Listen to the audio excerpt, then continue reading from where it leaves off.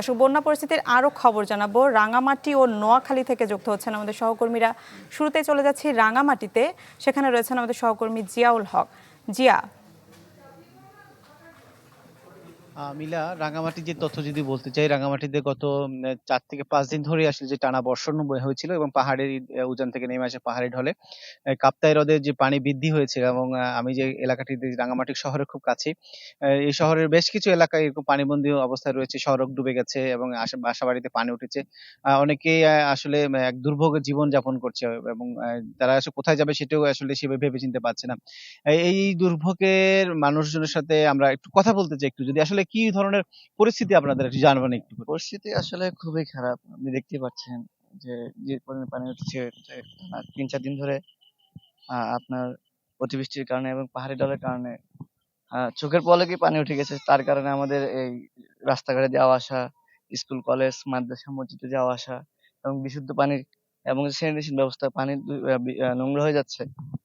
তো বিভিন্ন ধরনের পানি আমরা বিশুদ্ধ পানি খেতে পারছি না। তার ফলে মনে করেন বিভিন্ন ধরনের পানিবাহিত রোগের দেখা দিচ্ছে এবং আমাদের চলাফেরার দুর্ভোগের সৃষ্টি হচ্ছে। ধন্যবাদ আপনাকে। যেটি বলছিলেন আসলে দুর্ভোগের কথাগুলো। একই সাথে আমি আরেকটু কথা যুক্ত করতে চাই, যেটা রাঙামাটির একটি কাপ্তাই জলবিদ্যুৎ কেন্দ্র আছে।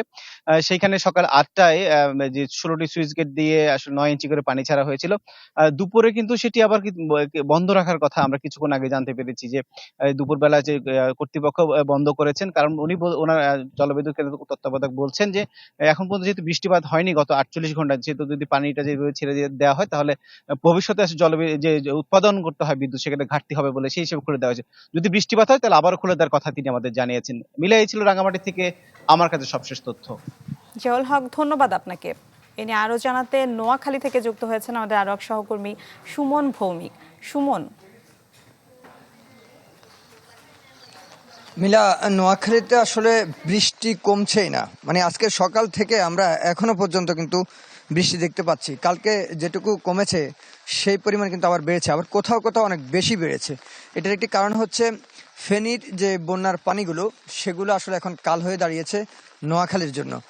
ফেনীর হয়ে যে পানি সেগুলো সেনবাগ, সোনাইমুড়ি, বেগমগঞ্জ এবং সেটি গড়িয়ে এখন সদরও আসছে, এরকম তথ্য আমাদের কাছে আছে। জেলা প্রশাসক নিজেই বলেছেন যে ফেনীর কিছু পানি এখন নোয়াখালীর দিকে আসছে। আসলে ফেনী থেকে ম্যাক্সিমাম পানি কিন্তু নোয়াখালী হয়েই মূলত সারে, সেটি নোয়াখালী মেঘনায় গিয়ে পৌঁছায়।